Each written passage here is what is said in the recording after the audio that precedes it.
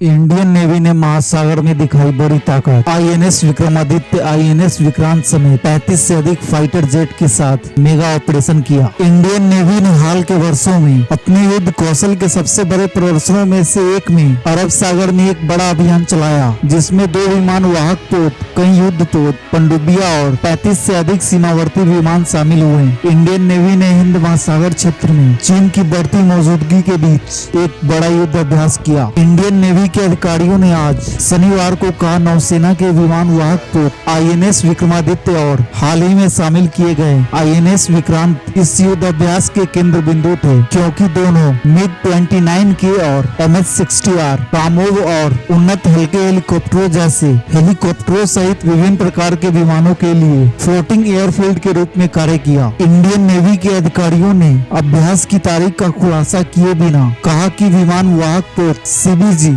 Career battle group operation हाल ही में आयोजित किए गए थे। भारतीय नौसेना ने कहा कि महासागर में 2 विमान वाहकों के साथ साथ बेड़े के जहाजों और पनडुब्बियों का निर्बाध परिचालन, एकीकरण, समुद्र आधारित वायु शक्ति की महत्वपूर्ण भूमिका और भारत में पसंदीदा सुरक्षा भागीदार के रूप में भारत की भूमिका का एक शक्तिशाली वसीयतनामा है। एक कैरियर बैटल ग्रुप या कैरियर स्ट्राइक ग्रुप एक विशाल नौसैनिक बेड़ा है, जिसमें एक विमान वाहक होता है, जिसमें बड़ी संख्या में विध्वंसक, फ्रिगेट और अन्य जहाज होते हैं। भारतीय नौसेना के प्रवक्ता कमांडर विवेक मधवाल ने कहा, भारतीय नौसेना ने अरब सागर में 35 से अधिक विमानों के साथ जुड़वा वाहक CBG संचालन किया है, जो विशाल समुद्री विस्तार में निरंतर हवाई संचालन सुरक्षित करने और भारत के राष्ट्रीय हितों की रक्षा के लिए हमारी प्रतिबद्धता को रेखांकित करता है। कमांडर विवेक मधवाल ने कहा, 2 वाहक युद्ध समूह संचालन का सफल प्रदर्शन समुद्री श्रेष्ठता बनाए रखने में समुद्र आधारित वायु शक्ति की